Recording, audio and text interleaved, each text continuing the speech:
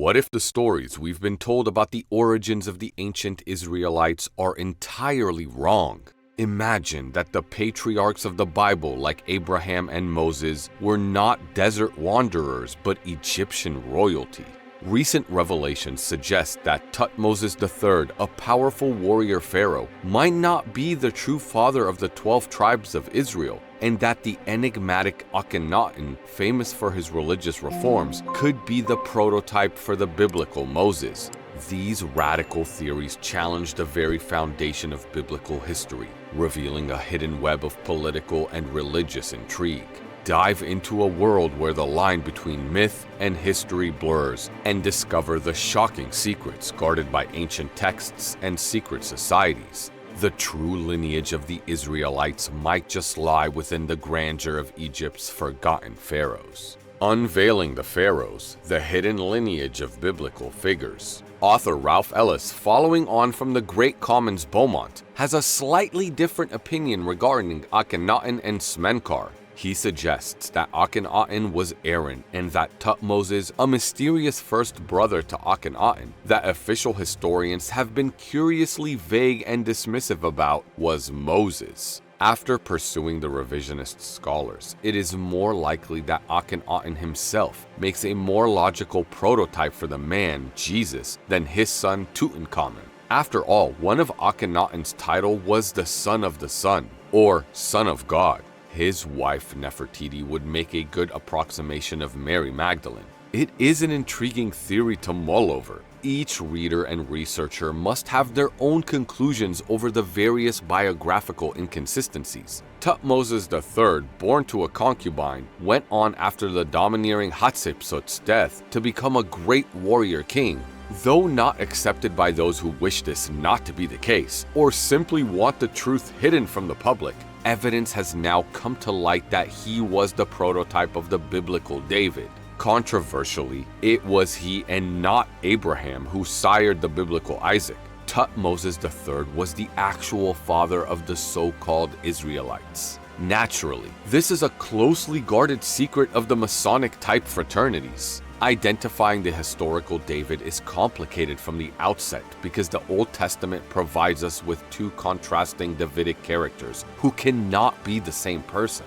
However, combined stories of the two Davids, one warrior king who lived in the 15th century BC and the other a tribal chief who lived 5 centuries later, should be seen as another facet of the attempt by Old Testament editors, Jewish scribes living in Babylon between the 6th and 3rd centuries BC, to conceal the fact that Tuthmosis III, not Abraham, was the father of Isaac, and therefore also the founding father of the 12 tribes of Israel. The first part of the pharaoh's name, Tut or Thoth, becomes DWD in Hebrew, the word used for David in the Bible, Ahmed Osman, Christianity in Egyptian religion. Decoding divine deceptions, the political intrigues behind biblical narratives. The covenants between God and Moses were in fact covenants between Aten and Akhenaton.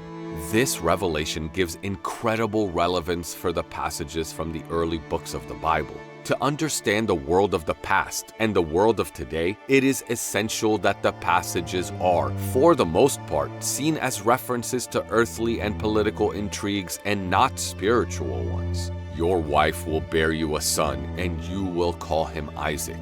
I shall establish my covenant with him as an everlasting covenant for his descendants after him. Genesis chapter 17, verse 19.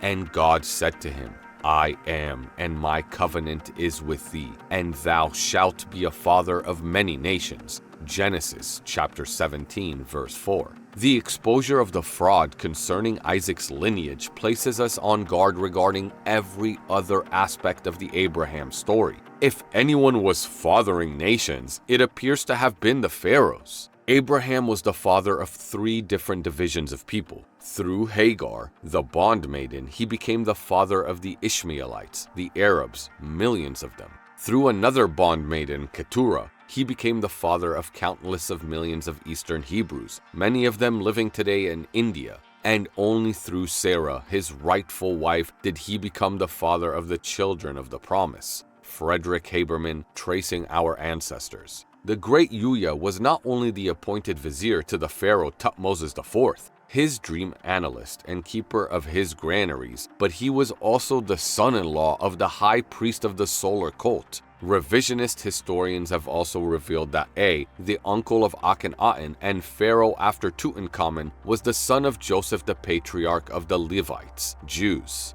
They have proven that Joseph's daughter Tai was married to Pharaoh Amenhotep III, the father of Akhenaton, that Tuthmosis III was the prototype for King David, and that Amenhotep III was the prototype for King Solomon. Mary, the mother of Jesus, may be based upon Nefertiti or Akhenaton's second wife Kia, who was also known as Mary, meaning beloved. Mary Magdalene has been traced back to Ankhsempeten, the wife of Smenkhare. Unveiling Moses, Myths, Mysteries, and Ancient Echoes. The account of Moses' birth and life in the Old Testament has long puzzled researchers. His Egyptian name, privileged upbringing in the royal house of the pharaoh, serpent staff in the desert, expulsion, and determination to free the chosen people have all been enigmatic. However, recent findings have shed light on these mysteries. Moses' brother was Aaron, and there are connections linking him to the pharaoh Smenkhare, though by some to have been the brother of Akhenaton. The so-called 5 books of Moses are the literary product of an age much later than the one in which Moses is supposed to have lived. Arthur Dew's The Christ Myth. Through a brief investigation, it becomes evident that the story of Moses was not original. A study of the mythology of various ancient cultures, including the Persians, Babylonians, Chaldeans, Indians, and Assyrians, reveals that the tale of Moses appears to have been borrowed from earlier myths of solar heroes, such as the Babylonian Nebo and Babylonian Lord Sargon, who lived over 2,000 years before Moses. It seems that the story of Moses was put together hastily and without much attention to detail. The priority was functionality, and as long as the cover story worked, it sufficed. It appears that the Jewish mythmakers simply adopted existing stories and applied them to their own fictitious character, a mythical figure who did not actually exist. Their Moses served as a substitute for a real-life figure whose identity was to remain hidden. The Assyrian prince Sargon, also being pursued by his uncle, is said to have been abandoned on the Euphrates in a basket made of reeds, to have been found by a water carrier, and to have been brought up by him. A story the Jews have interwoven into the account of the life of their fabulous Moses, Arthur Dew's The Christ Myth.